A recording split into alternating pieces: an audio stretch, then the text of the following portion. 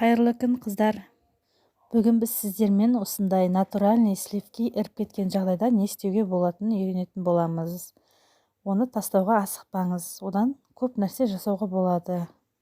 Мысал алатын болсақ, булочка елесеңіз болады, бауырсақ елесеңіз болады, нан елесеңіз болады. Және мына бүгін осы видеода көрсеткендей етіп, заварной крем жасап атқан тортыңызға қоссаңыз болады. Бір жұмыртқаға 100 грамдай қант қосып, және үлкен қасықпен бір қасық ұн саламыз.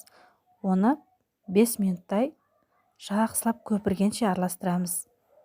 Бұл рецепт 250 мг сливкиге арналған. Егер сіздің сливкиіңіз көбірек болса, онда құрамына осы кремнің, заварной кремнің құрамына қосылатын заттарды көбейтесіз. 5 минуттай венчикпен жақсылап араластырып болғаннан кейін, осы дайын массамызға сливкиді саламыз. Миксермен тағы да 3-4 минуттай араластырамыз. Водяной баняда тоқтатпай 10-15 минут бойы араластырып тұрамыз.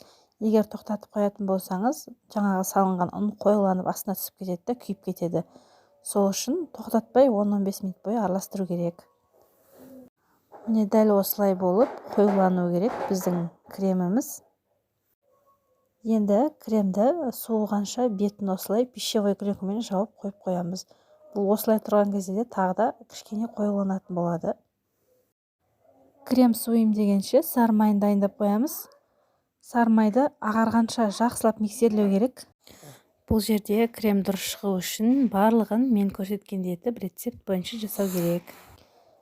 Енді жақсылап миксерленген сары майдың үстіне жаңағы суыған кремді құйып, тағы да 10-15 минуттай миксерлейтін боламыз.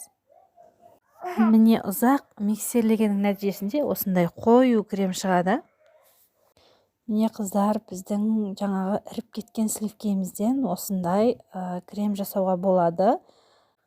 Барлығын мен көрсеткендей етіп рецепт бойынша жасайтын болсаңыздар, осындай қою заварной крем болады. Міне достар, біздің креміміз дайын. Егер қандай да бір сұрақтарыңыз болса, комментарийге жазсаңыздар болады. Подписка жасап, лайк басуды ұмытпайық достар.